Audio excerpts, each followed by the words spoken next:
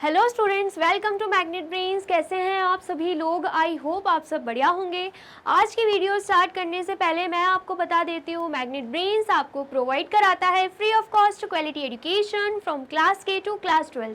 जी हाँ, सही सुना आपने, किंडरगार्टन से लेकर क्लास 12 तक की कराई जाती है आपको कंप्लीट एजुकेशन, वो भी फ्री ऑफ कॉस्ट प्रोवाइड। तो करना क्या है, आपको यूट्यूब चैनल पर जाना है एंड कर देना है मैग्नेट ब्रेन्स को सब्सक्राइब, जहाँ पर आपको सीबीएसई बोर्ड से लेकर अदर स्टेट बोर्ड जैसे कि UP board, MP board, Bihar board जैसे कोर्सेज भी अवेलेबल हैं।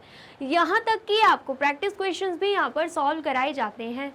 E books and e notes की जो लिंक है आपको डिस्क्रिप्शन बॉक्स में मिल जाएगी। तो करते हैं आज की वीडियो स्टार्ट। मेरा नाम है हशमित कौर एंड मैं हूं आपकी मैथ्स फैकल्टी। तो आज हम क्या पढ़ने वाले हैं? आज हम पढ़ेंगे चैप्टर 13 जिसका नाम क्या है, इंट्रोडक्शन टू ग्राफ्स, उसके मोस्ट इंपॉर्टेंट क्वेश्चंस। इसका मतलब क्या है, जो चैप्टर 13 है हम पूरे तरीके से कंप्लीट कर चुके हैं, हर एक कॉन्सेप्ट को हम अच्छे से पढ़ चुके हैं। एनसीईआरटी के एग्जाम्पल्स, एक्सरसाइज के हर एक क्वेश्चन को हमने अच्छे से सॉल्व कर लिया है।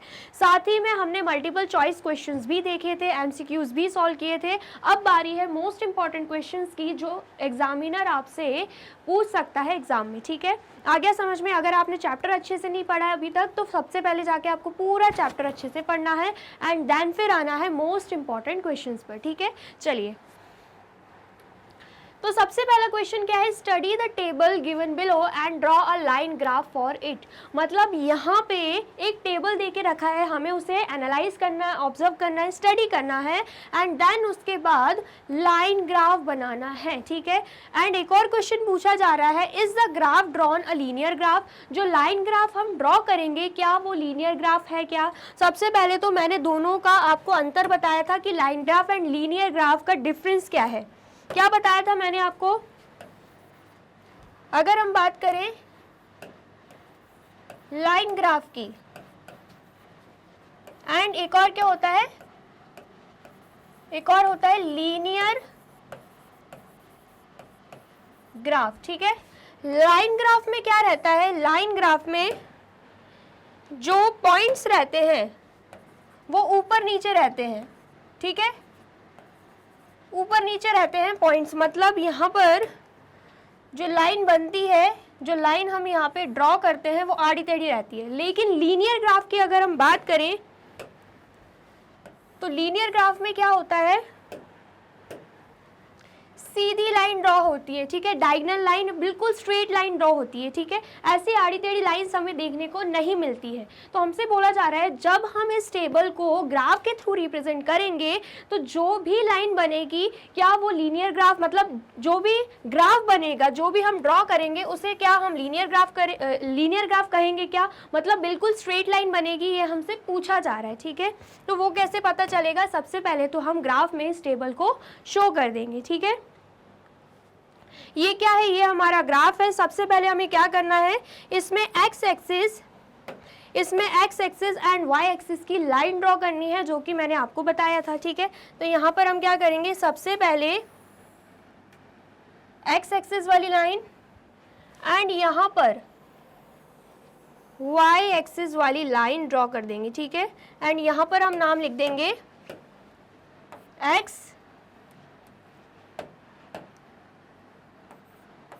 एक्स एंड यहाँ पर हम नाम लिख देंगे y। ठीक है, एंड यहाँ पर हम लिख देते हैं 0। ठीक है, आ गया समझ में?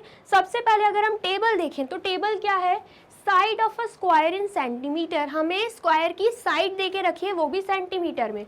अगर स्क्वायर की साइड 2 है, ठीक है, तो एरिया क्या हो जाएगा, 4 सेंटीमीटर स्क्वायर। अगर साइड 3 सेंटीमीटर है तो एरिया कितना हो जाएगा, 9 सेंटीमीटर स्क्वायर। अगर साइड 4 सेंटीमीटर है तो एरिया हो जाएगा 16 centimetre square. And side 5 centimetre है तो एरिया कितना हो जाएगा, 25 सेंटीमीटर स्क्वायर। और अगर साइड 6 सेंटीमीटर है तो एरिया कितना हो जाएगा, 36 सेंटीमीटर स्क्वायर। ठीक है, इतना आ गया समझ में? तो अब हमें क्या करना है, इस टेबल को ग्राफ के थ्रू रिप्रेजेंट करना है। ठीक है, तो सबसे पहले तो यहाँ पर हमने X axis and Y axis वाली लाइन ड्रॉ कर दी है। अब हम क्या करेंगे, अब हम डॉट्स को प्लॉट करेंगे। एंड यहाँ पर जो आपको साइड दिख रहा है ये हम कहाँ पे लिखेंगे, ये हम लिख देंगे एक्स एक्सिस पे। ठीक है, एंड यहाँ पर जो एरिया दिख रहा है वो हम लिख देंगे वाई एक्सिस पे। ठीक है, चलिए तो यहाँ पर सबसे पहले तो हम क्या करेंगे, यहाँ पर नंबरिंग कर देंगे। सबसे पहले यहाँ पर 1 लिख देते हैं, दो दो बॉक्सेस का डिफरेंस ले रहे हैं, ठीक है। यहाँ पर 1 लिखा है, यहाँ पर 2, यहाँ पर 3, यहाँ पर 4, यहाँ पर 5, यहाँ पर 6, यहाँ पर 7, ठीक है। ये हमने क्या लिख दिए, साइड्स लिख दिए। एंड देन उसके बाद एरिया के लिए हम वाई एक्सिस पे प्रेजेंट करेंगे। तो अगर हम एरिया के नंबर्स को देखें तो यहाँ पर 4 है, यहाँ पर 9, यहाँ पर 16, यहाँ पर 25, यहाँ पर 36। तो मेनली जो है वो 4 की टेबल में जो नंबर्स आते हैं, 4 के जो मल्टीपल्स है वो यहाँ पर दे के रखे हुए हैं, 9 एंड 25 को छोड़ के। तो हम क्या करेंगे, 4 का डिफरेंस ले लेंगे वाई एक्सिस पे, ठीक है। तो यहाँ पर हम क्या कर रहे हैं, 4 का डिफरेंस ले रहे हैं, ठीक है। तो यहाँ पर हम लिख देंगे 4, यहाँ पर 8, ठीक है।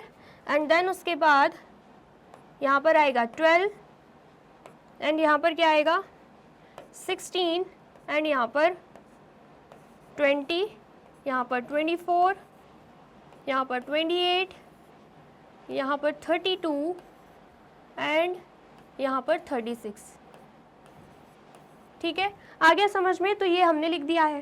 साथ ही में हम क्या करेंगे, स्केल भी लिख देंगे कि क्या स्केल लिया है। अगर हम बात करें स्केल ऑन एक्स एक्सिस की, एक्स एक्सिस पे क्या स्केल है, तो अगर हम ध्यान से देखें जो 2 यूनिट्स हैं, 2 बॉक्सेस है, वो 1 को रिप्रेजेंट कर रहा है, 1 सेंटीमीटर को, क्योंकि हम साइड यहाँ पर एक्स एक्सिस पे शो कर रहे हैं, ठीक है। तो यहाँ पर हम लिख देंगे 2 units is equal to 1 centimetre, ठीक है। ऐसे ही स्केल ऑन वाई एक्सिस की बात करें तो यहाँ पर क्या आ जाएगा, यहाँ पर जो 2 यूनिट्स हैं, यहाँ पर जो 2 यूनिट्स हैं, 2 बॉक्सेस है, वो किसे रिप्रेजेंट कर रही हैं, 2 units is equal to 4 centimetre square. यहाँ पर क्या लग जाएगा, स्क्वायर, क्योंकि यहाँ पर वाई एक्सिस पे हम एरिया रिप्रेजेंट कर रहे हैं, ठीक है। यहाँ पर लिख भी देंगे हम, यहाँ पर क्या कर रहे हैं हम, side of a square represent कर रहे हैं, ठीक है, वो भी इन सेंटीमीटर। ऐसे ही यहाँ पर हम क्या शो कर रहे हैं, यहाँ पर हम एरिया शो कर रहे हैं, तो यहाँ पर हम एरिया लिख देंगे, वो भी इन सेंटीमीटर स्क्वायर, ठीक है। इतना आ गया समझ में। अब हम क्या करेंगे, अब हम डॉट्स को प्लॉट कर देंगे, ठीक है। सबसे पहले तो 2 के लिए क्या देके रखा है, 4 देके रखा है। अगर साइड 2 है तो एरिया क्या है, 4। तो यहाँ पर अगर हम ध्यान से देखें, यहाँ पर अगर हम ध्यान से देखें तो अगर साइड 2 है तो एरिया 4 है। 4 कहाँ पे है, यहाँ पर है, तो यहाँ पर हम डॉट बना देंगे, ठीक है। आया समझ में। यहाँ पर हमने क्या किया है, डॉट बना दिया है, ठीक है। नेक्स्ट देखते हैं, अगर साइड 3 है तो एरिया 9 है, अगर साइड 3 है तो एरिया 9 है, तो 9 कहाँ पे आएगा, अगर आप ध्यान से देखें 9 कहाँ पे आएगा, ठीक है। 8 एंड 12 के बीच में 10 आएगा, ठीक है। एंड 8 और 10 के बीच में क्या आ जाएगा, 9 आ जाएगा, ठीक है। तो हम यहाँ पे 9 कहाँ पे करेंगे, यहाँ 8 और 10 के बीच में, मतलब यहाँ पर आएगा पॉइंट, ठीक है। आया समझ में। चलिए अब नेक्स्ट देखते हैं, अगर साइड 4 है तो एरिया कितना होगा, 16 होगा। तो 16 कहाँ पे है, 4 तो यहाँ पे है, लेकिन 16 आप देख सकते हैं यहाँ पे है, मतलब यहाँ पर डॉट आएगा, ठीक है। फिर अगर साइड 5 सेंटीमीटर है तो एरिया 25 हो जाएगा। तो 25 कहाँ पे आएगा, सबसे पहले तो 24 एंड 28 के बीच में यहाँ पे क्या आएगा, 26 आएगा। एंड 25 कहाँ पे आएगा, 26 एंड 24 के बीच में, ठीक है। तो हम यहाँ पर डॉट कहाँ पे प्लॉट करेंगे, 24 से जस्ट थोड़ा ऊपर, मतलब 25 एंड 24 के बीच में, ठीक है। आया समझ में। चलिए अब नेक्स्ट देखते हैं, अगर हमें साइड 6 सेंटीमीटर दे के रखिए तो एरिया 36 है। तो 36 आपको टॉप में दिख रहा होगा, तो हम यहाँ पर डॉट बना देते हैं, ठीक है। 6 यहाँ पे है एंड 36 यहाँ पे। आ गया समझ में। अब हमें क्या करना है, अब हमें लाइन ड्रॉ कर देनी है। अब हम क्या करेंगे, अब हम लाइन ड्रॉ कर देंगे, ठीक है।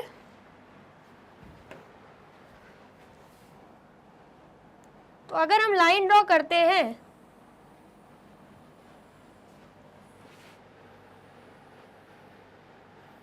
तो यहाँ पर जो लाइन बन रही है यहाँ पर जो लाइन बन रही है आप देख सकते हो ये स्ट्रेट बन नहीं रही है, ठीक है। यहाँ से भी देखेंगे आप तो ये जो लाइंस हैं ये स्ट्रेट बन ही नहीं रही है। क्या आपको लाइन स्ट्रेट दिख रही है? नहीं दिख रही है ना। तो इसका मतलब क्या है, यहाँ पे स्ट्रेट लाइन तो बन नहीं रही है, हमें अलग अलग करके बनाना पड़ेगा। तो इस लाइन को इस लाइन से इस पॉइंट को इस पॉइंट से ज्वाइन कर देंगे, इस पॉइंट को इस पॉइंट से ज्वाइन कर देंगे, इस पॉइंट को इस पॉइंट से ज्वाइन कर देंगे एंड इस पॉइंट को हम ज्वाइन कर देंगे इस पॉइंट से, ठीक है। आया समझ में? तो यहाँ पर अगर आप देखो अलग अलग पॉइंट को हमें ज्वाइन करना पड़ा, थोड़ा बेंड होके ऐसे जा रहा है। एंड मैंने आपको क्या बताया था कि लीनियर ग्राफ में क्या होता है, लीनियर ग्राफ में हम क्या करते हैं, लीनियर ग्राफ में स्ट्रेट लाइन होती है, ठीक है। एक साथ ही हम पूरी स्ट्रेट लाइन खींच सकते हैं, लेकिन यहाँ पर खींचने की कोशिश करी थी लेकिन नहीं खींच पा रहे थे हम, तो इसलिए हमने अलग अलग पॉइंट्स को अलग अलग लाइन से ज्वाइन करने की कोशिश करी, तो हमें कुछ ऐसे में लाइन मिल रही है, ठीक है। आया समझ में? चलिए यहाँ पर जो पॉइंट्स हैं हम उस पर लिख सकते हैं कि यहाँ पे क्या शो हो रहा है 2, एक्स एक्सिस का 2 एंड वाई एक्सिस का 4। यहाँ पे क्या शो हो रहा है, एक्स एक्सिस का 3 एंड वाई एक्सिस का 9, ठीक है। यहाँ पे क्या शो हो रहा है, एक्स एक्सिस का 4 एंड वाई एक्सिस का 16, ठीक है। यहाँ पे क्या शो हो रहा है इस वाले पॉइंट पर, एक्स एक्सिस का 5 एंड वाई एक्सिस का 25, ठीक है। यहाँ पर क्या शो हो रहा है, एक्स एक्सिस का 6 एंड वाई एक्सिस का 36, ठीक है। आ गया समझ में? ये हमने पॉइंट्स पर लिख दिया है, कोऑर्डिनेट्स भी लिख दिए हैं, ठीक है। इतना आ गया समझ में? चलिए अब नेक्स्ट क्या बताना था हमें, ये तो हमने क्या बना लिया, ग्राफ बना लिया। अब हमसे पूछा जा रहा है is the graph drawn a linear graph, क्या हमने जो अभी ग्राफ ड्रॉ किया है क्या वो लीनियर ग्राफ है। तो मैंने आपको क्या बताया था, लीनियर ग्राफ के लिए हम स्ट्रेट लाइन खींचते हैं। क्या वहाँ पे स्ट्रेट लाइन खींच पा रहे थे? हम नहीं खींच पा रहे थे ना, तो यहाँ पर हम लिखेंगे know the graph drawn is not a linear graph, ठीक है। जो हमने ग्राफ ड्रॉ किया है वो लीनियर ग्राफ बिल्कुल नहीं है, ठीक है। आ गया समझ में? आया है तो सबसे पहले आप इसे नोट डाउन कर लीजिए। कर लिया आपने नोट डाउन? नेक्स्ट आप इसे भी नोट डाउन कर लीजिए, ठीक है।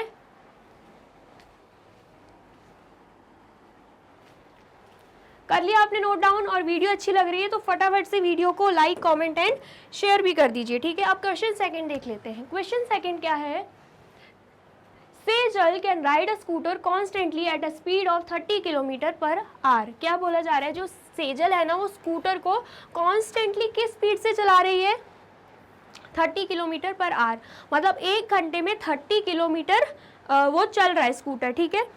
Draw distance time graph for this situation, हमसे बोला जा रहा है हमें क्या ड्रॉ करना है, डिस्टेंस टाइम ग्राफ ड्रॉ करना है, वो भी इस सिचुएशन के लिए।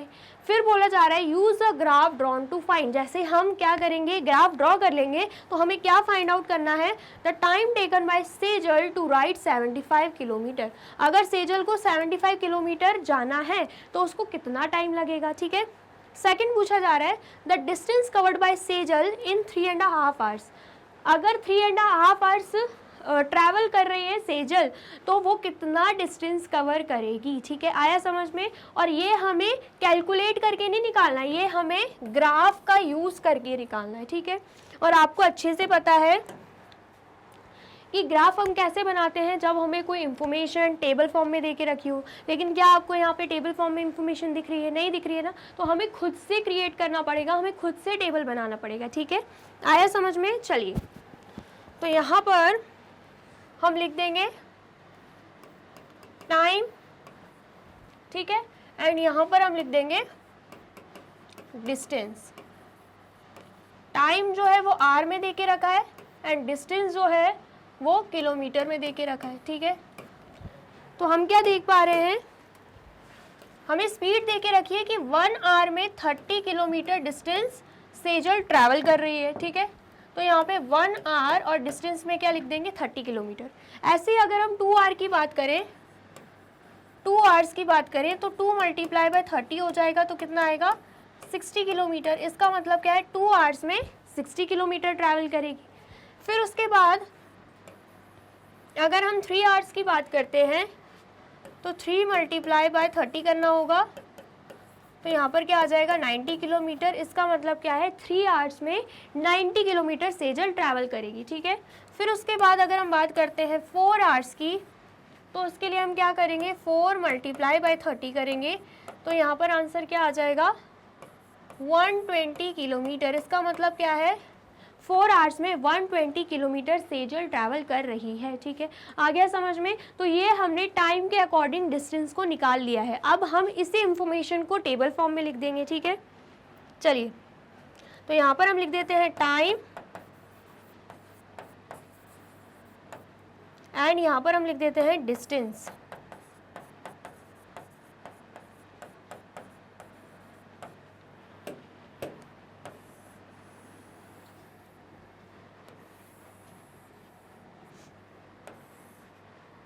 ये हमने टेबल बना लिया।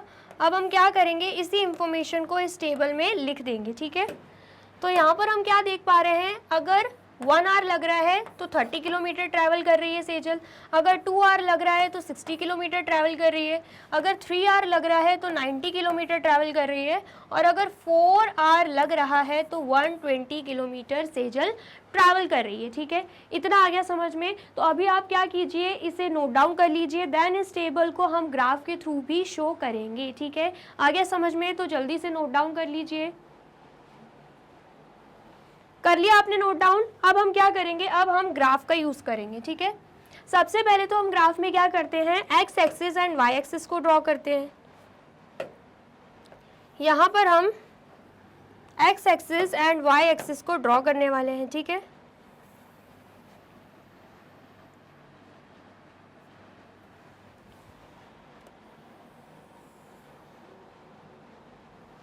यहाँ पर हम नाम भी लिख देंगे, एक्स एक्सिस एंड यहाँ पर वाई एक्सिस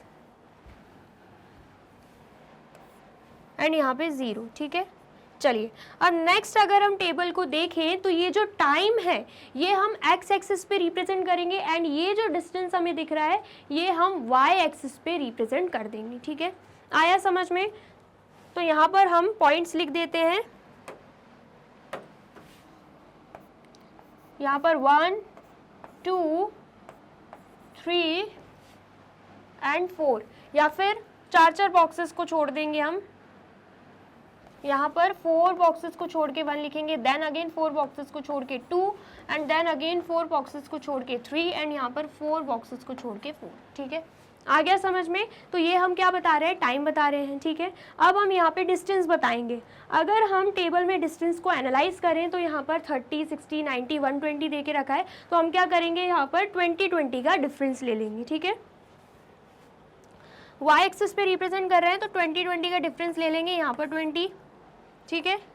यहाँ पर 40, यहाँ पर 60, यहाँ पर 80, यहाँ पर क्या आएगा 100, यहाँ पर 120 एंड यहाँ पर 140, ठीक है।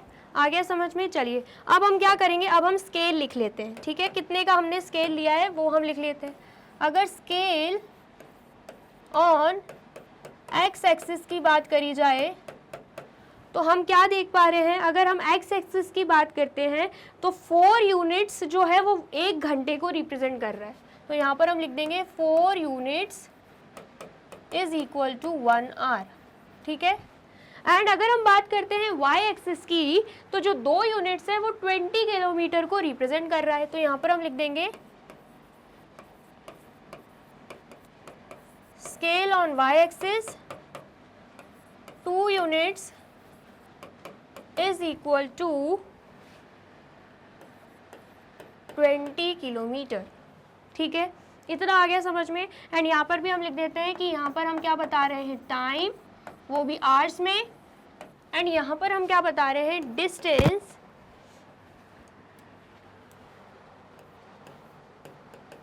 यहाँ पर हम बता रहे हैं डिस्टेंस, वो भी किलोमीटर में, ठीक है। इतना आ गया समझ में। चलिए, देन अब हमें क्या करना है, अब हम इस डाटा के अकॉर्डिंग, इस टेबल के अकॉर्डिंग डॉट्स को प्लॉट कर देंगे, ठीक है। हम क्या देख पा रहे हैं, 1 घंटे के लिए 30 दे के रखा है, तो यहाँ पर अगर हम बात करें 1 आवर यहाँ पर है और 30 कहाँ पे है, 20 और 40 के बीच में आएगा 30, मतलब कहाँ पे आ जाएगा, यहाँ पे आ जाएगा। तो यहाँ पर हमने डॉट बना दिया, ठीक है। फिर 2r की बात करें तो 60 लिखा हुआ है, तो 2 यहाँ पे है और 60 कहाँ पे है, 60 यहाँ पे है, तो यहाँ पर डॉट बना देंगे। 60 आप देख सकते हैं यहाँ पे है, ठीक है। फिर 3 की बात करें तो 3r के लिए दे के रखा है 90, तो 90 कहाँ पे आएगा, 80 एंड 100 के बीच में आ जाएगा 90, ठीक है। तो यहाँ पर कहाँ आएगा, यहाँ पे आ जाएगा 90, ठीक है। 3 यहाँ पे है एंड 90 इन दोनों के बीच में आएगा, ठीक है। फिर 4 की बात करें तो 120 दे के रखा है, 120 यहाँ पे है एंड 4 यहाँ पे, तो अगर हम बात करते हैं डॉट कहाँ पे आएगा, डॉट आ जाएगा यहाँ पे, ठीक है। इतना आ गया समझ में। चलिए अब हम क्या करेंगे, अब हम यहाँ पे लाइन ड्रॉ कर देंगे, ठीक है। अब हम क्या कर रहे हैं, यहाँ पे लाइन ड्रॉ कर रहे हैं, ठीक है। तो लाइन अगर हम ड्रॉ करते हैं तो आप देख सकते हो ये पूरी डायगोनल लाइन बन रही है जो कि सभी पॉइंट्स से पास होके जा रही है, आप देख सकते हैं यहाँ पे, ठीक है। आ गया समझ में, ये पूरी डायगोनल लाइन बन गई। मतलब ये हमें क्या शो कर रहा है, ये हमें शो कर रहा है लीनियर ग्राफ। ये क्या शो कर रहा है, हमें लीनियर ग्राफ शो कर रहा है, ठीक है। आ गया समझ में। चलिए उसके बाद ये तो हमने क्या बना लिया, ये तो हमने बिल्कुल जो टेबल में दे के रखा था उसको ग्राफ के थ्रू प्रेजेंट कर दिया। लेकिन यहाँ पे हमसे 2 और क्वेश्चन पूछे जा रहे हैं और बोला जा रहा है कि ग्राफ का ही यूज़ करके हमें इन क्वेश्चंस को सॉल्व करना है। सबसे पहला क्वेश्चन क्या है, the time taken by Sejal to ride 75 kilometre. अगर सेजल को 75 किलोमीटर राइट करना है तो कितना टाइम लग जाएगा। तो अगर हम यहाँ पे देखें तो यहाँ पर 75 किलोमीटर, किलोमीटर यहाँ पे लिखा है, 75 किलोमीटर कहाँ पे आएगा, 60 80 है, तो यहाँ पर क्या होगा, यहाँ पर होगा 70, ठीक है।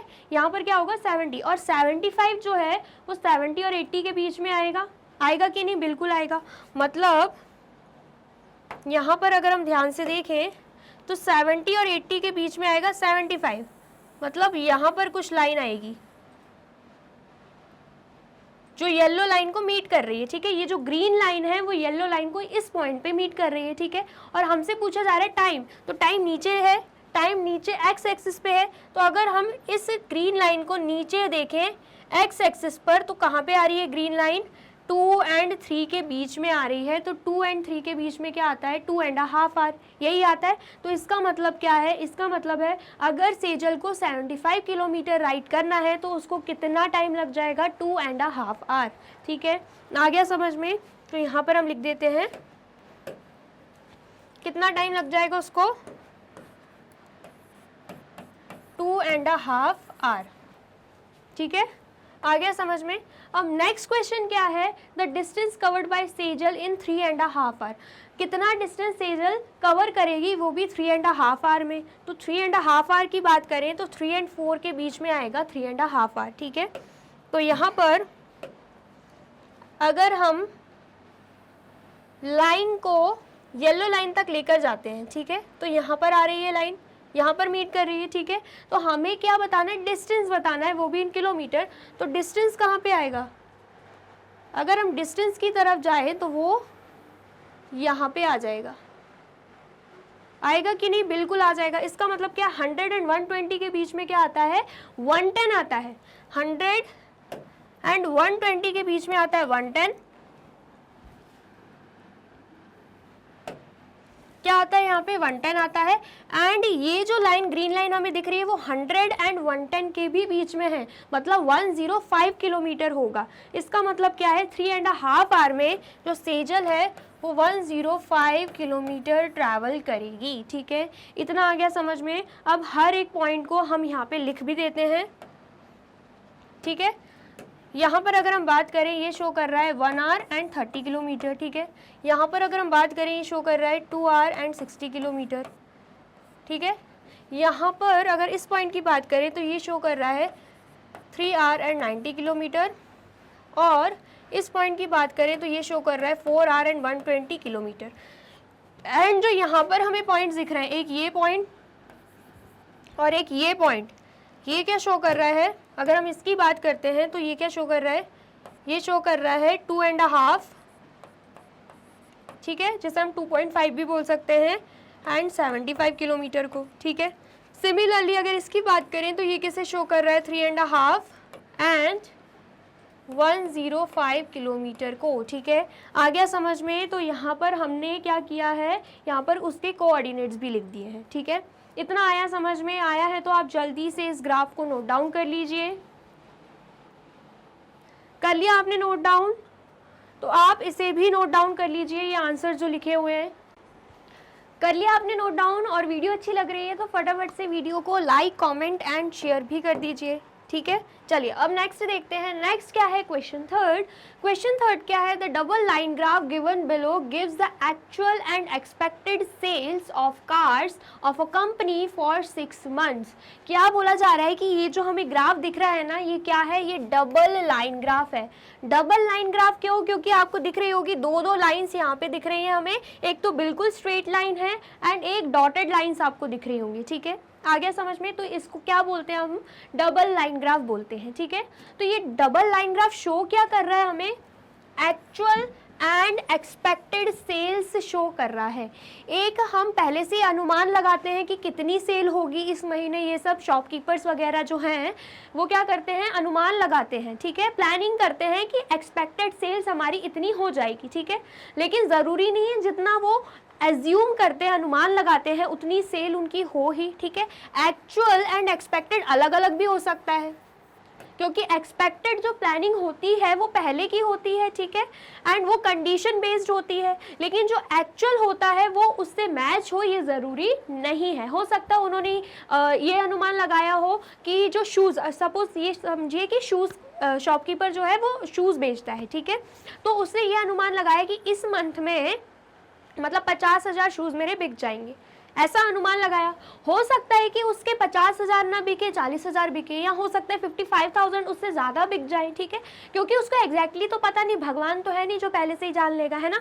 बट उसने एज्यूम किया, एक्सपेक्टेड, एक मतलब एक्सपेक्टेड अप्रॉक्सीमेटली अपने हिसाब से उसने वो सिचुएशन क्रिएट करी कि इतने शायद हो जाएंगे, ठीक है। आ गया समझ में? तो वही चीज़ यहाँ पे दे के रखी हुई है। यहाँ पे बात हो रही है सेल्स ऑफ कार्स की, ठीक है। कार्स का expected data and actual data हमें दे के रखा है कि एक्सपेक्टेड था कि इतनी बिक जाएंगी, इतनी सेल हो जाएंगी, लेकिन एक्चुअल में हुई इतनी, ठीक है। आया समझ में? और ये 6 मंथ का डाटा हमें दे के रखा है। Study the graph and answer the questions that follow. हमसे बोला जा रहा है हमें इस ग्राफ को स्टडी करना है एंड क्वेश्चंस दे के रखे, हमें उन्हें सॉल्व करना है, ठीक है। आया समझ में? ठीक है। अब सबसे पहले तो यहाँ पर हम देखें तो हम देख पाएंगे ये एक्स एक्सिस वाली लाइन है और ये है वाई एक्सिस वाली लाइन, ठीक है। चलिए फिर हम देखें एक्स एक्सिस पर, तो यहाँ पर मंथ्स लिखे हुए हैं, जनवरी, फरवरी, मार्च, अप्रैल, मई, जून, ठीक है। और अगर हम बात करते हैं वाई एक्सिस की, तो यहाँ पर नंबर ऑफ कार्स सोल्ड, जितनी कार्स सोल्ड हुई हैं वहाँ नंबर्स लिखे हुए हैं, ठीक है। आया समझ में? चलिए देन फिर उसके बाद यहाँ पर हमें दे के रखा है कि जो एक्चुअल सेल है ना, यहाँ पर क्या दे के रखा है, जो एक्चुअल सेल है वो बिल्कुल स्ट्रेट लाइन से शो हो रही है और जो एक्सपेक्टेड सेल है वो डॉटेड लाइन से शो हो रही है, ठीक है।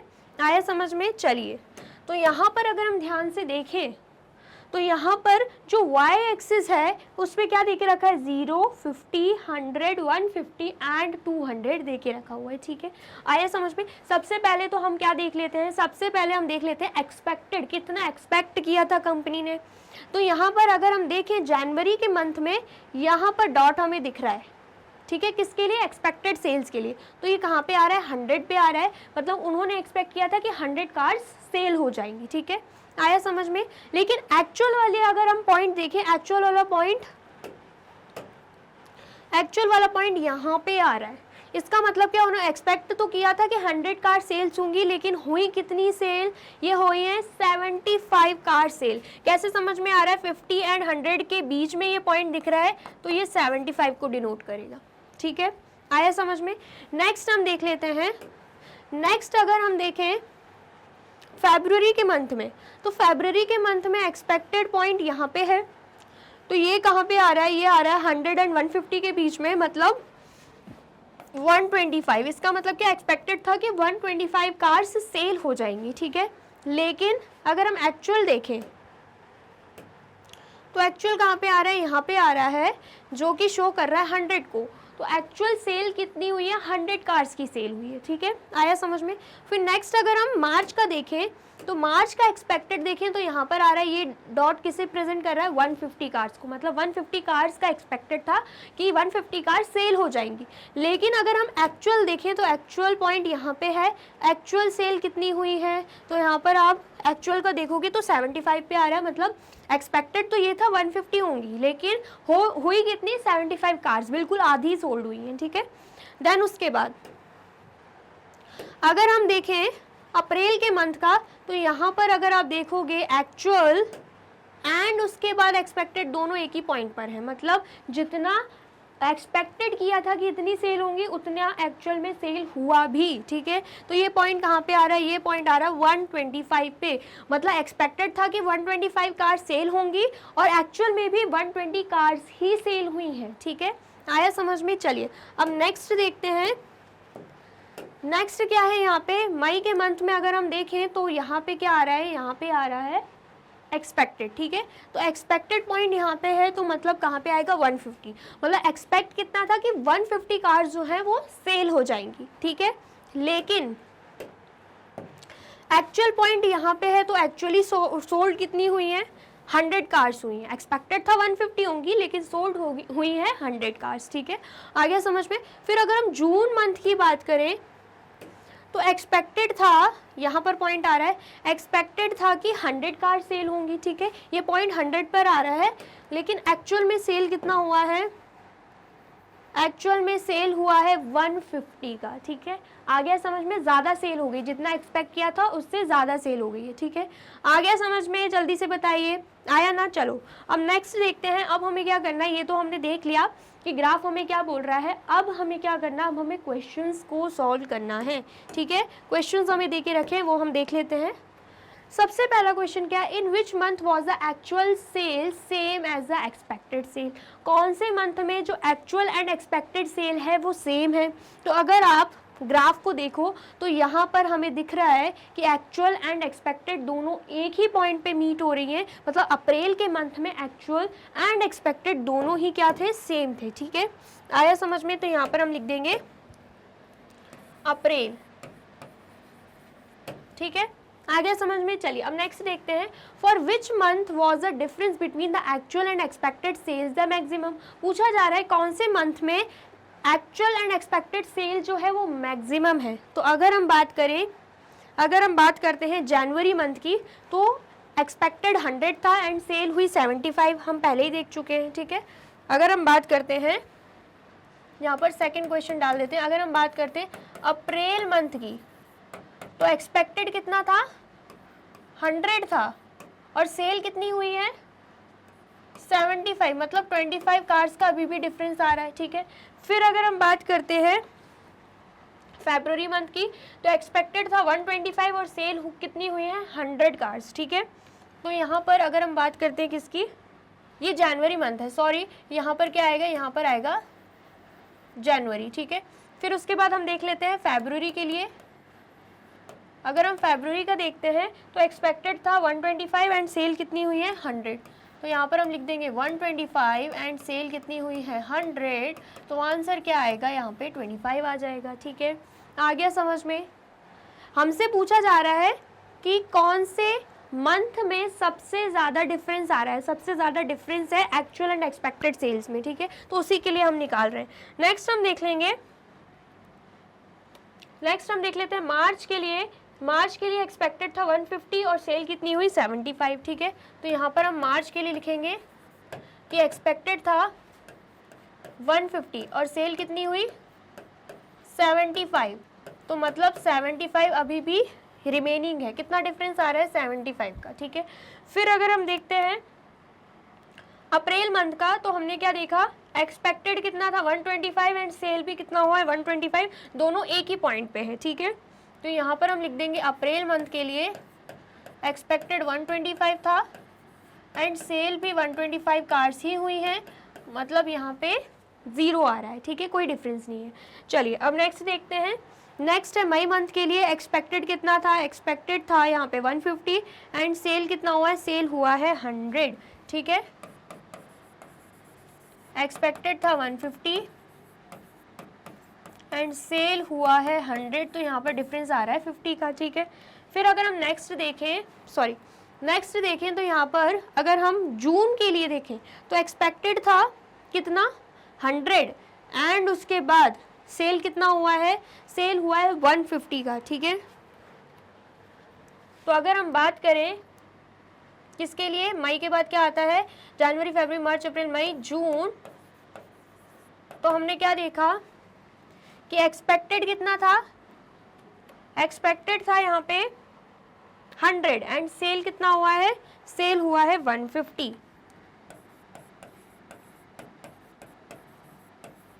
मतलब यहाँ पर क्या हो रहा है, अगर हम देखें यहाँ पर जो डिफरेंस आ रहा है ना, ये क्या आ रहा है कि एक्चुअल में सेल ज़्यादा हुई है। डिफरेंस तो 50 ही आएगा, 150 माइनस 100 करेंगे तो डिफरेंस क्या आएगा, 50 ही आएगा। लेकिन इसका मतलब क्या है, एक्चुअल सेल तो ज़्यादा ही हुई है जितना हमने एक्सपेक्ट किया था। तो डिफरेंस अगर ऐसे हम निकालेंगे तो 150 जो कि एक्चुअल है और 100 जो कि क्या है,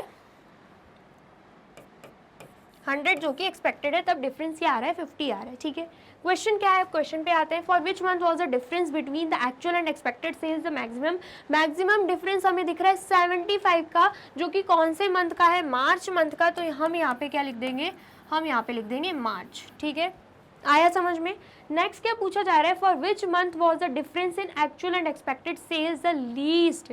सबसे कम डिफरेंस कौन से मंथ में आ रहा है, कौन से मंथ में देखने को मिल रहा है, आप जल्दी से बताइए। इसी डाटा का यूज करके हम थर्ड वाले का भी आंसर दे सकते हैं, तो आप फटाफट से मुझे इसका आंसर बता दीजिए।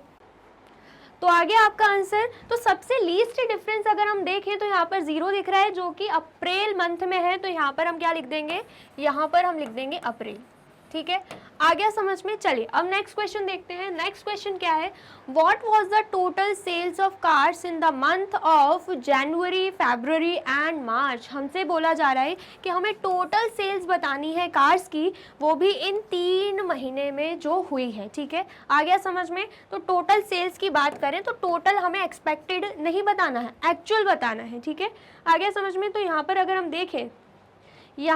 हम देखें ग्राफ में जनवरी फरवरी एंड मार्च के लिए, तो एक्सपेक्टेड हमें नहीं बताना, हमें बताना एक्चुअल। तो एक्चुअल वाली लाइन स्ट्रेट लाइन है, तो यहाँ पर हमें दिख रहा है 50 एंड 100 के बीच में 75, मतलब जनवरी मंथ में 75 कार सेल हुई हैं, फरवरी मंथ में 100 एंड मार्च में कितनी हुई है, मार्च में अगेन 75 हुए हैं, ठीक है। तो 75 प्लस 100 प्लस 75 कर देंगे, ठीक है।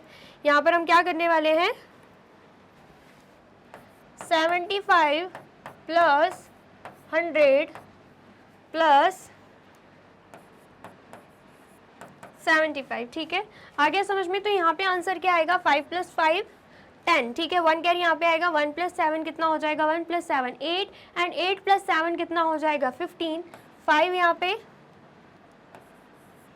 एंड 1 कैरी यहाँ पे, 1 प्लस 1 कितना हो जाएगा 2। तो हमारा आंसर क्या आ रहा है, 250 आ रहा है। इसका मतलब क्या है, इन तीनों महीनों में 250 कार्स जो हैं वो सेल हुई हैं, ठीक है।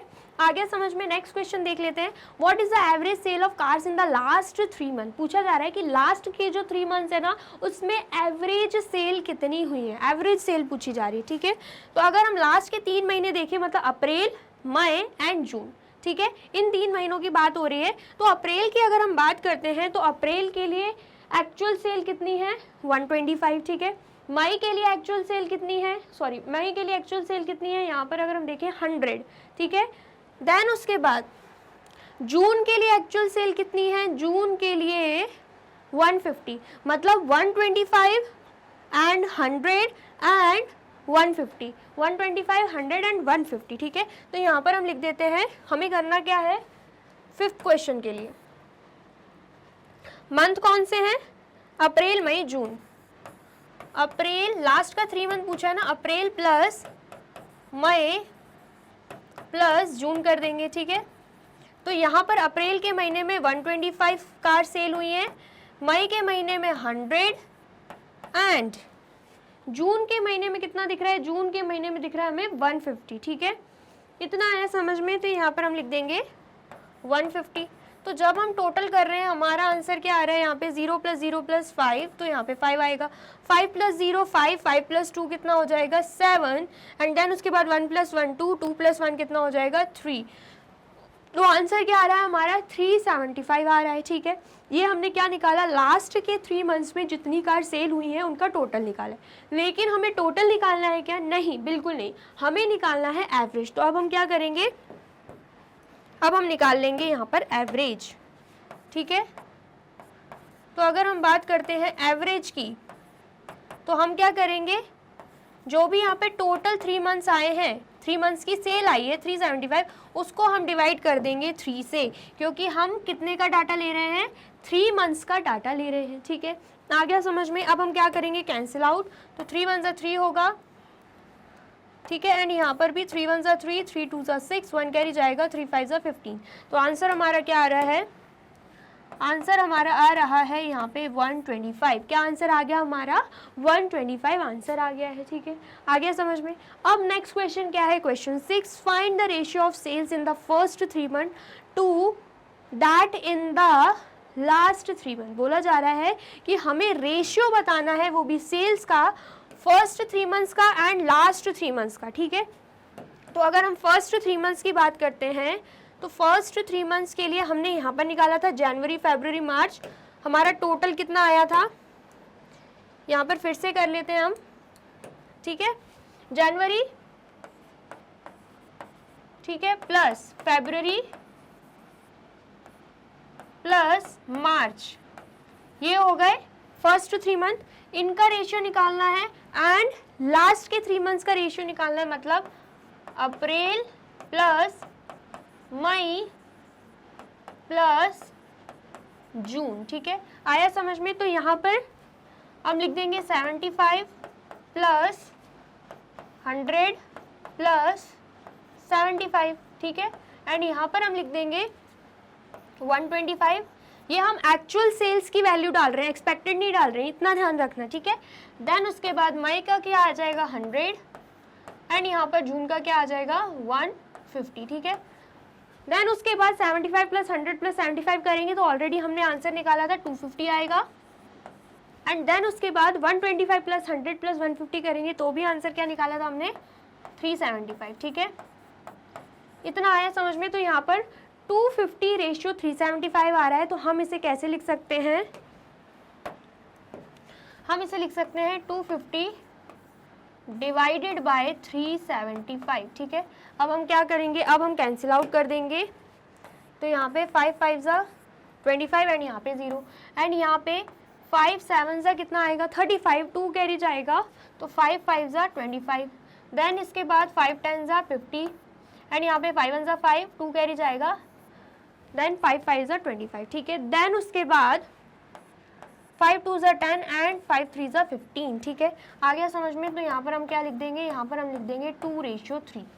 क्या लिख देंगे हम 2:3। इसका मतलब क्या है, फर्स्ट 3 मंथ एंड लास्ट के 3 मंथ का रेशियो क्या आएगा 2:3 आ जाएगा। ठीक है, इतना आ गया समझ में आया है, तो आप जल्दी से इसे नोट डाउन कर लीजिए। कर लिया आपने नोट डाउन, और वीडियो अच्छी लग रही है तो फटाफट से वीडियो को लाइक, कमेंट एंड शेयर भी कर दीजिए। ठीक है, चलिए अब आते हैं हम क्वेश्चन 4 पे। क्वेश्चन 4 क्या है, व्हेन रीनू फेल सिक, मतलब रीनू बीमार हुई, her doctor maintained a record of her body temperature taken every hour as shown in the following graph. जब रीनू बीमार हुई तो उसके जो डॉक्टर हैं उन्होंने उसका बॉडी टेम्परेचर का रिकॉर्ड बनाया, वो भी हर घंटे के हिसाब से। ठीक है, आया समझ में, जो कि ग्राफ के थ्रू हमें दिख रहा है। ग्राफ में हम क्या देख पा रहे हैं, ये है एक्स एक्सिस एंड ये है वाई एक्सिस। ठीक है, एक्स एक्सिस रिप्रेजेंट कर रही है टाइम को, 8 AM, 9 AM, 10 AM, 11 AM, 12 Noon, 1 PM and 2 PM। और अगर हम बात करें वाई एक्सिस की, तो वो क्या शो कर रही है, टेम्परेचर शो कर रही है, वो भी सेल्सियस में। ठीक है, आया समझ में। 34, 35, 36, 37, 38, 39 लिखा हुआ है, एंड यहाँ पर आप देख सकते हो लाइन ब्रेक हो रही है। इसका मतलब क्या है, यहाँ पर जो डिफरेंस है वो तो 1 का है इन दोनों के बीच में, लेकिन 0 से डायरेक्टली हम कहाँ पे पहुँच गए हैं, 34 पे पहुँच गए हैं, जो कि इनएप्रोप्रिएट है, इसलिए लाइन ब्रेक कर देते हैं। ठीक है, आ गया समझ में। चलिए अब हम देखते हैं यहाँ पर जो 8 AM है, जब 8 AM था तो रीनू का बॉडी टेम्परेचर कहाँ पे था, यहाँ पे हमें पॉइंट दिख रहा है, तो ये कहाँ पे आ रहा है पॉइंट 35 एंड 36 के बीच में, इसका मतलब क्या है 35.5 होगा।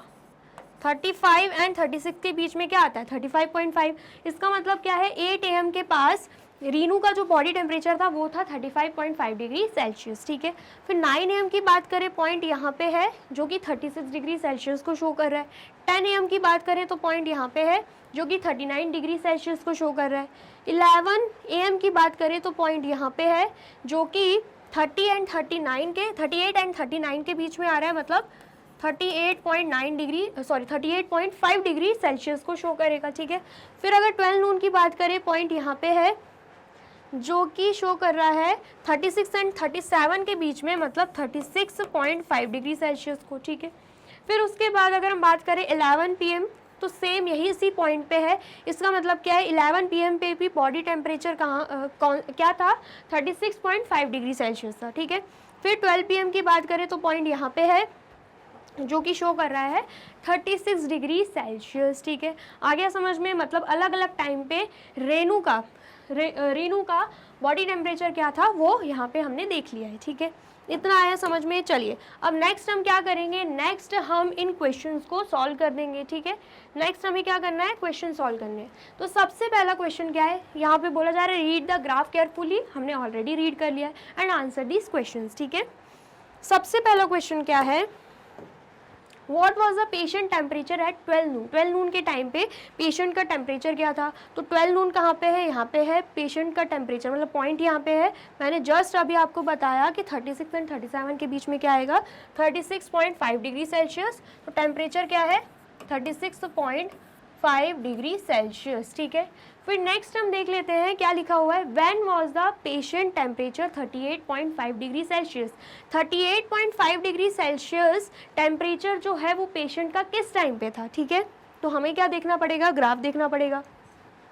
38.5 डिग्री सेल्सियस कहाँ पे है, 38 एंड 39 के बीच में यहाँ पे, ठीक है।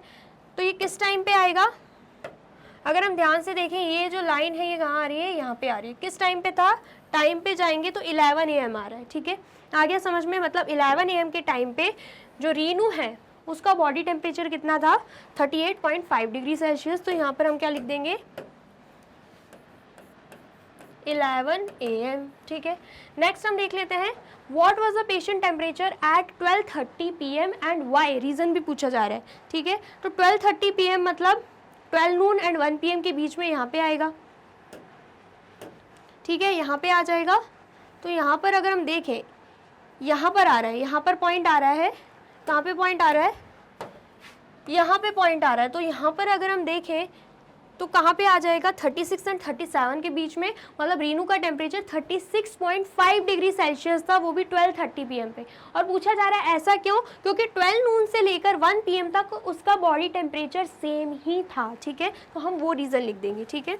आया समझ में, जल्दी से बताइए इतना आया समझ में। तो यहाँ पर हम लिख देते हैं the patient temperature at 12:30 PM was, ये तो लिख सकते हो ना statement, the patient temperature at 12:30 PM was 36.5 degree Celsius because her temperature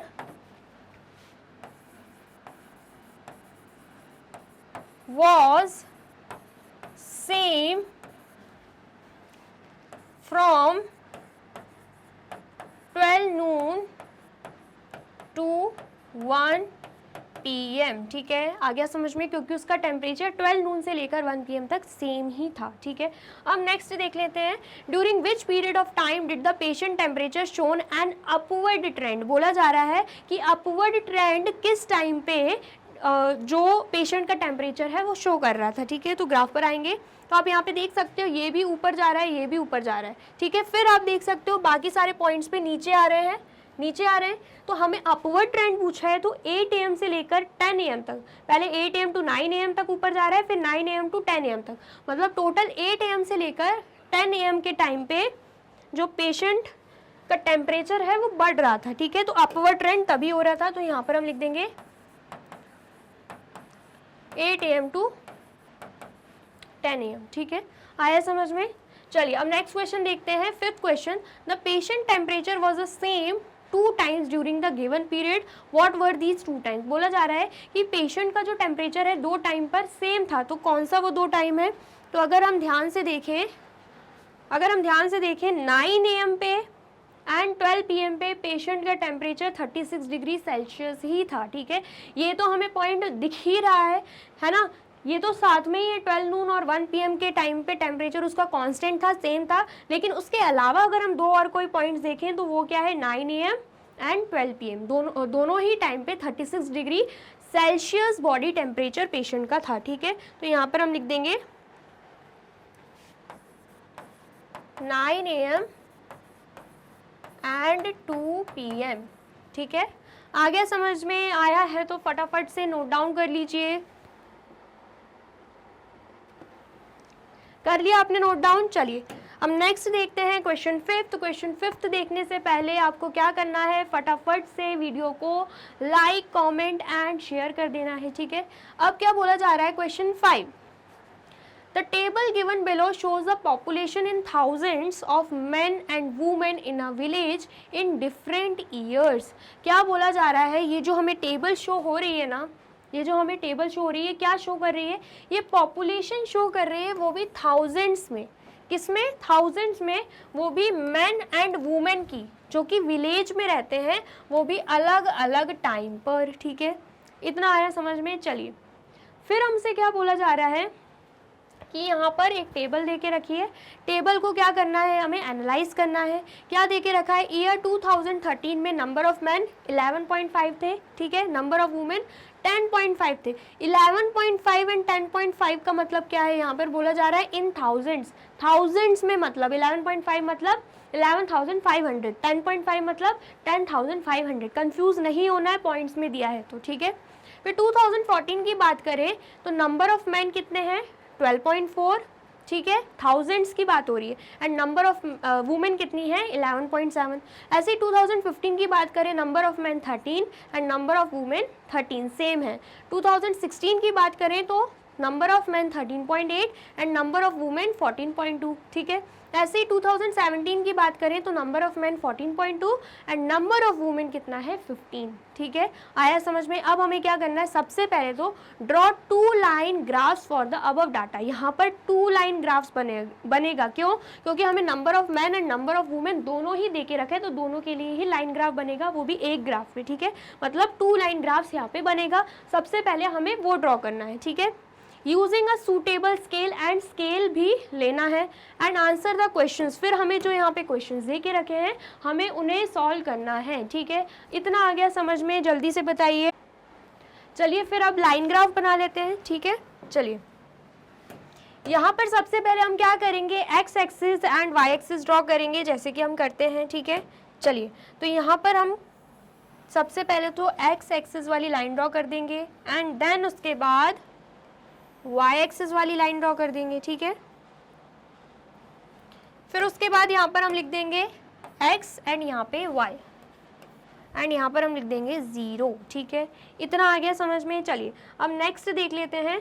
सबसे पहले तो जो ये ईयर्स लिखे हुए हैं, ये हम x एक्सिस पे शो करेंगे, एंड जो ये नंबर ऑफ पर्सन्स हैं, मतलब मैन एंड वुमेन, इसे हम कहाँ पर शो करेंगे, इसे हम y एक्सिस पे शो करेंगे, ठीक है।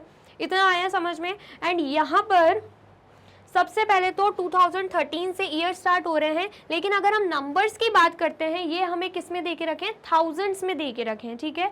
एंड सबसे लीस्ट नंबर हमें क्या दिख रहा है, 10.5, ठीक है। एंड सबसे हाईएस्ट नंबर हमें दिख रहा है 15, ठीक है। इतना आया समझ में। तो हम क्या कर सकते हैं, 10 से स्टार्ट कर सकते हैं अगर हम y एक्सिस पे प्रेजेंट कर रहे हैं, ठीक है। सबसे पहले तो ईयर डाल देते हैं, फिर इसे भी समझेंगे। तो यहाँ पर हम लिख देंगे 2013, ठीक है। यहाँ पर दो बॉक्सेस का गैप ले रहे हैं, यहाँ पर हम लिख देंगे 2014, फिर यहाँ पर लिख देंगे 2015, फिर हम यहाँ पर लिख देंगे 2016, कहाँ तक दे के रखा है हमें, 2017 तक, ठीक है। एंड देन फिर यहाँ पर हम लिख देंगे 2017, ठीक है। इतना हमने लिख दिया। अब नेक्स्ट क्या करना है हमें, अब हमें नंबर ऑफ पर्सन्स भी, number of man and women के लिए यहाँ पे नंबर्स लिखने हैं, ठीक है। तो यहाँ पर हम क्या करेंगे, 10 से स्टार्ट करेंगे, ठीक है। 10, 20, 30, सॉरी 10, 11, 12, क्योंकि 15 तक है तो 10 के बाद क्या आएगा, यहाँ पे 11 आ जाएगा, दो यूनिट्स का गैप छोड़ रहे हैं। एंड देन उसके बाद 12, एंड देन उसके बाद 13, एंड देन उसके बाद 14, एंड देन उसके बाद 15, ठीक है। ये हमने यहाँ पे लिख दिया। अब यहाँ पर अगर हम डिफरेंस देखें तो एक एक का डिफरेंस है, लेकिन 0 to 10 में डिफरेंस हमें क्या दिख रहा है, 10 का दिख रहा है। तो यहाँ पर हम लाइन को थोड़ा ब्रेक कर देंगे, ठीक है। आपको पहले भी मैंने ग्राफ जो एग्जांपल्स दे के रखे थे उसमें भी बताया था लाइन यहाँ पे ब्रेक होती है, ठीक है। आया समझ में। अब यहाँ पर हम स्केल लिख देते हैं। स्केल क्या लिया है हमने, स्केल ऑन एक्स एक्सिस। अगर हम एक्स एक्सिस की बात करते हैं तो स्केल क्या है, स्केल यहाँ पे है 2 units is equal to 1 year. जो 2 यूनिट्स है वो 1 साल को प्रेजेंट कर रहे हैं, ठीक है। 2013 टू 2014, 2014 टू 2015। एंड देन अगर हम बात करते हैं वाई एक्सिस की तो स्केल ऑन वाई एक्सिस क्या है, 2 units is equal to 1000 people, या पर्सन लिख सकते हैं, ठीक है, पर्सन्स। हम क्या देख पा रहे हैं, 10 to 11, 11 to 12, ये थाउजेंड्स में अमाउंट है, हमने क्वेश्चन में भी देखा था, ठीक है। तो मतलब हम दो यूनिट्स के लिए 1000 का डिफरेंस ले रहे हैं, ठीक है। आ गया समझ में। एंड यहाँ पर हम लिख भी देंगे, यहाँ पर हम शो कर रहे हैं ईयर्स, एंड यहाँ पर हम शो कर रहे हैं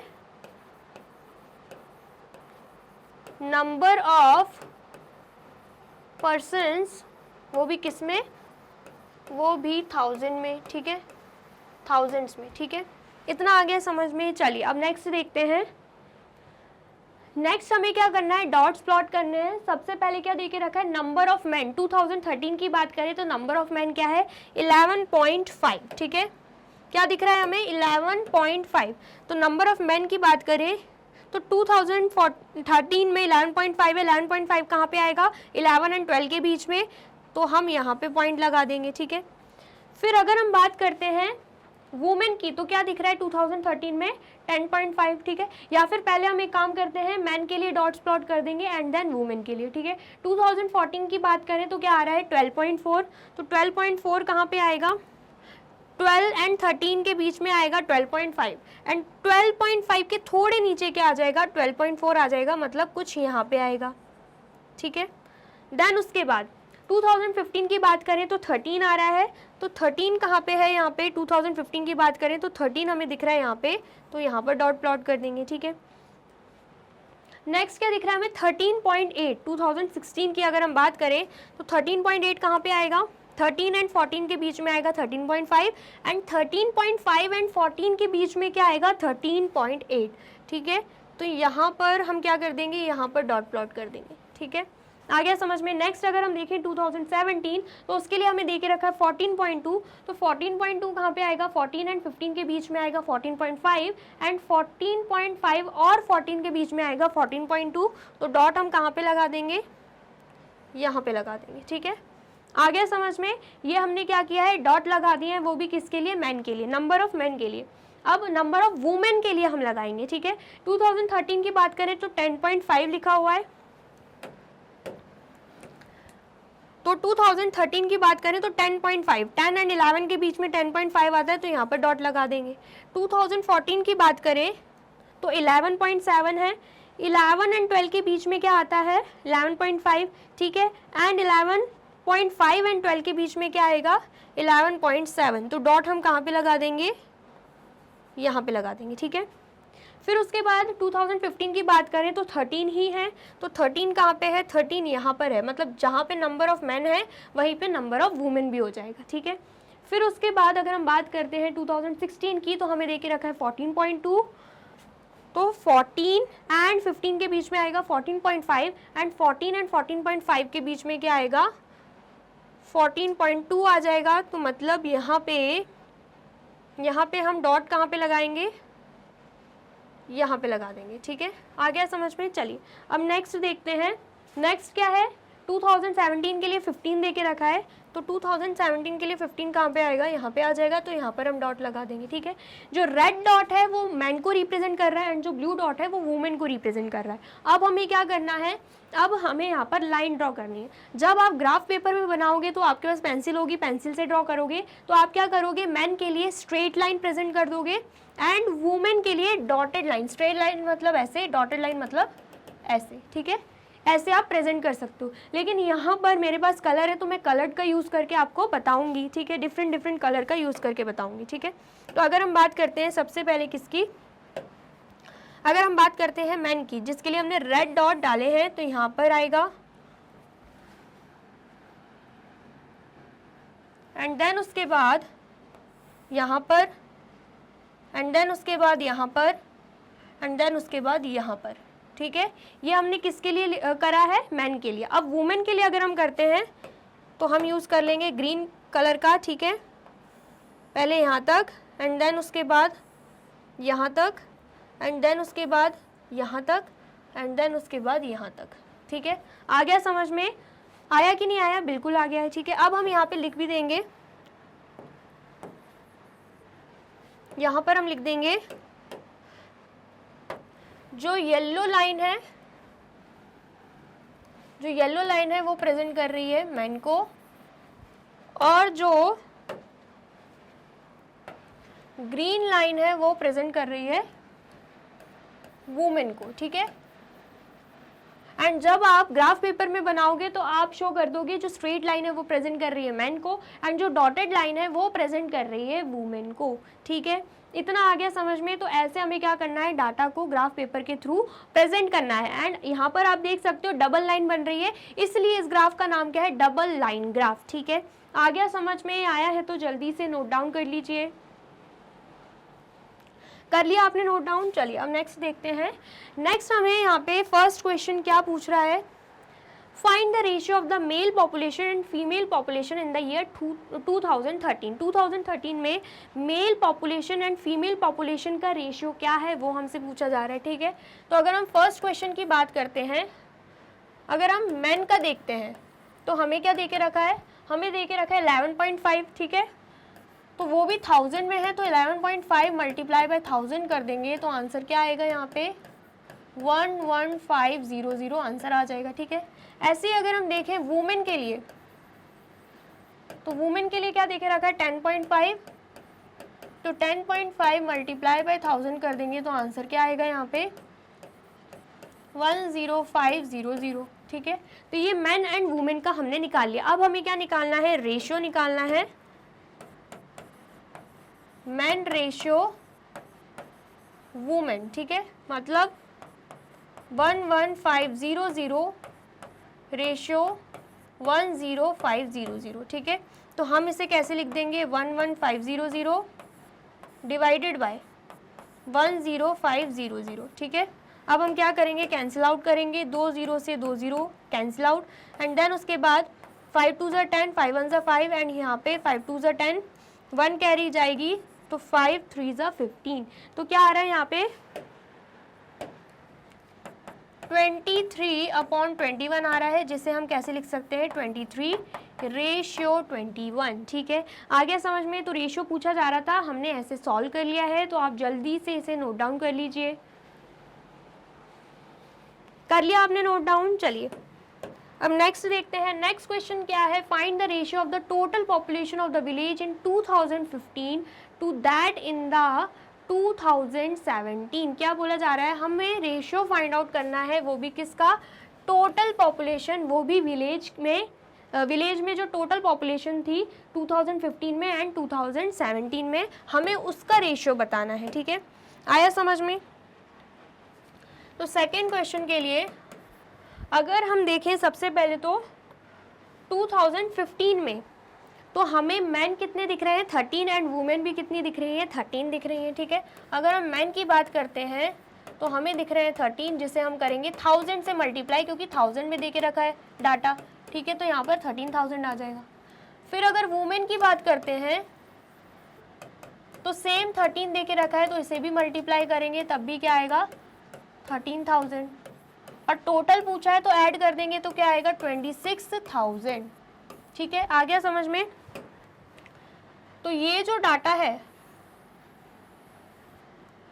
ये कौन से ईयर का है, ये डाटा है इन द ईयर 2015, ठीक है। अब हम बात कर लेते हैं इन द ईयर 2016 की, ठीक है। तो अगर हम मैन की बात करते हैं, सॉरी 17 का पूछ रहे थे तो 2017 का निकालेंगे। अगर हम बात करते हैं मैन की, नंबर ऑफ मैन की, तो 14.2 दे के रखा है। 14.2 मल्टीप्लाई बाय 1000 करेंगे तो आंसर क्या आएगा 14200। फिर अगर हम बात करते हैं वुमेन की, तो हमें दे के रखा है 15, तो 15 मल्टीप्लाई बाय 1000 करेंगे तो आंसर क्या आएगा 15000। अब हम कर देंगे ऐड, तो यहाँ पर 0, यहाँ पर 0, यहाँ पर 2, यहाँ पर 9, यहाँ पर 2, 29200 हमारा आंसर आ रहा है, ठीक है। तो टोटल पॉपुलेशन 2015 की भी निकाल ली, यहाँ पर हम लिख देंगे टोटल पॉपुलेशन, ठीक है। एंड टोटल पॉपुलेशन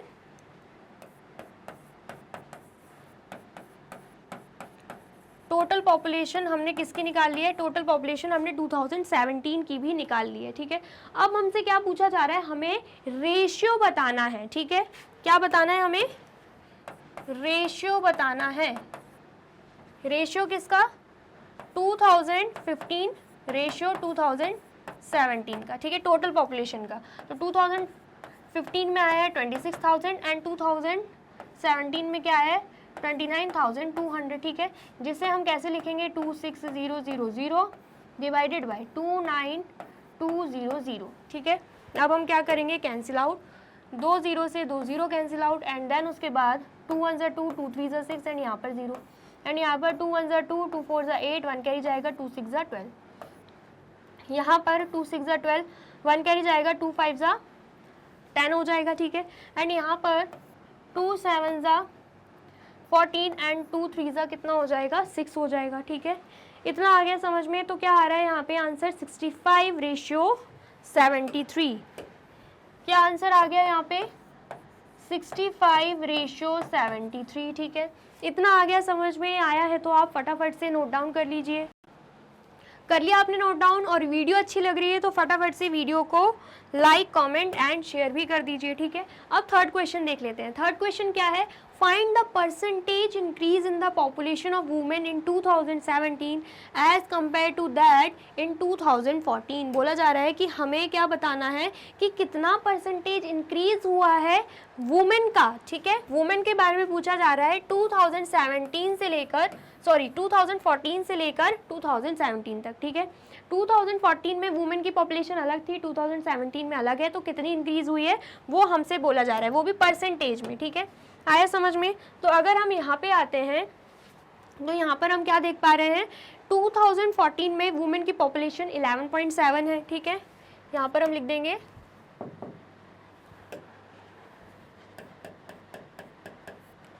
इन 2014, ठीक है।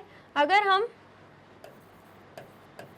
वुमेन की बात करते हैं तो कितनी पॉपुलेशन दिख रही है हमें 11.7, जिसको हम मल्टीप्लाई कर देंगे 1000 से तो आंसर क्या आएगा 11700, ठीक है। आया समझ में। चलिए फिर अगर हम बात करते हैं 2017 की, तो यहाँ पर पॉपुलेशन क्या होगी, 2017 की बात हो रही है तो यहाँ पे वुमेन का पूछा है 15 है, तो 15 मल्टीप्लाई बाय हम क्या कर देंगे 1000 कर देंगे तो आंसर क्या आएगा 15,000। और हमसे क्या पूछा जा रहा है, हमसे पूछा जा रहा है परसेंटेज इंक्रीज। कितना पूछा जा रहा है, परसेंटेज इंक्रीज पूछा जा रहा है। तो उसके लिए सबसे पहले तो हम डिफरेंस निकालेंगे, दोनों का डिफरेंस क्या है। अगर हम डिफरेंस की बात करते हैं तो 15,000 माइनस 11700 कर देंगे, ठीक है। इतना आया समझ में। तो आंसर क्या आएगा यहाँ पे 003, ठीक है। एंड देन उसके बाद यहाँ पर आएगा अगेन 3, ठीक है। 3300 यहाँ पे डिफरेंस आ रहा है। कितना आ रहा है 3300, ठीक है। एंड हमें क्या बताना है, परसेंटेज इंक्रीज, ठीक है। क्या बताना है हमें, परसेंटेज इंक्रीज बताना है। तो सबसे पहले जो डिफरेंस है हम वो लिख देंगे 3300। उसके बाद ओरिजिनल पॉपुलेशन कितनी थी वुमेन की 2014 में 11700, ठीक है। एंड देन मल्टीप्लाई बाय हम क्या कर देंगे 100 कर देंगे, ठीक है। अब हम क्या करेंगे, यहाँ पे कैंसिल आउट, 2 0 से 2 0 क्या हो जाएंगे, यहाँ पे कैंसिल आउट हो जाएंगे, ठीक है।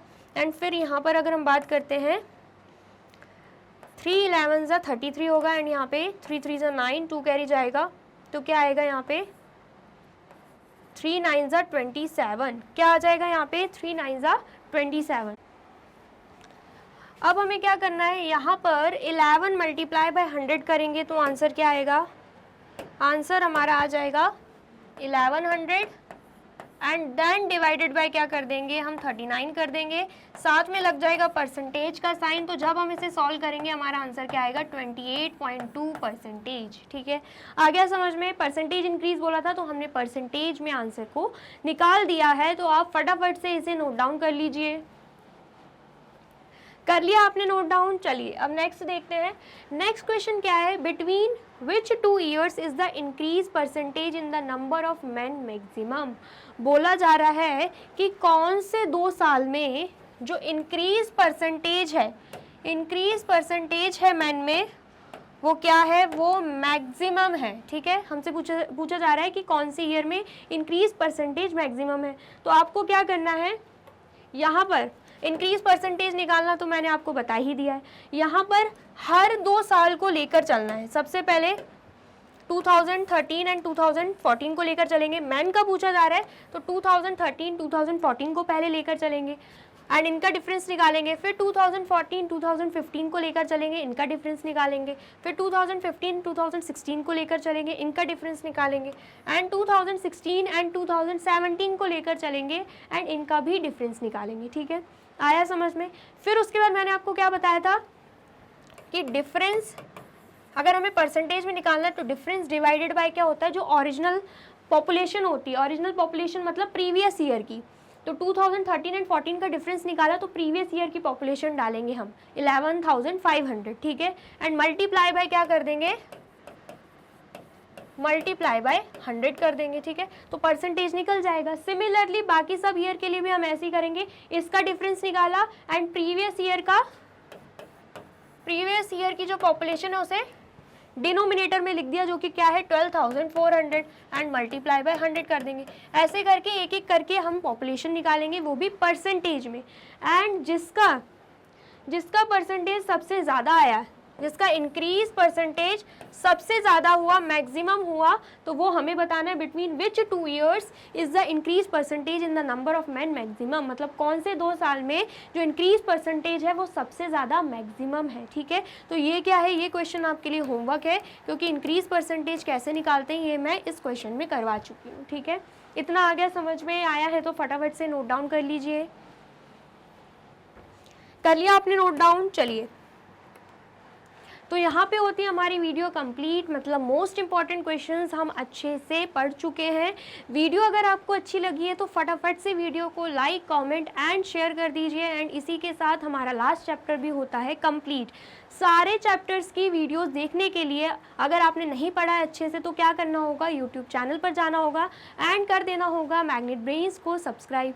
ये रही हमारी एप्लीकेशन, ये रही हमारी वेबसाइट एंड ये रहे हमारे टॉप कोर्सेज जो आपको प्रोवाइड कराते हैं free of cost quality education. E books and e notes की जो लिंक है आपको डिस्क्रिप्शन बॉक्स में मिल जाएगी। एंड ये रहे हमारे अदर सोशल मीडिया प्लेटफॉर्म जैसे कि YouTube, Facebook, Instagram, Telegram, WhatsApp, Twitter. आप इन पे भी जाके विजिट कर सकते हैं एंड कर सकते हैं मैग्नेट ब्रेन्स को फॉलो। अब इससे नेक्स्ट वीडियो में मैं आपको क्या पढ़ाने वाली हूँ ये जानने के लिए करना क्या होगा, यूट्यूब चैनल पर जाके कर देना होगा मैग्नेट ब्रेन्स को subscribe. Thank you so much.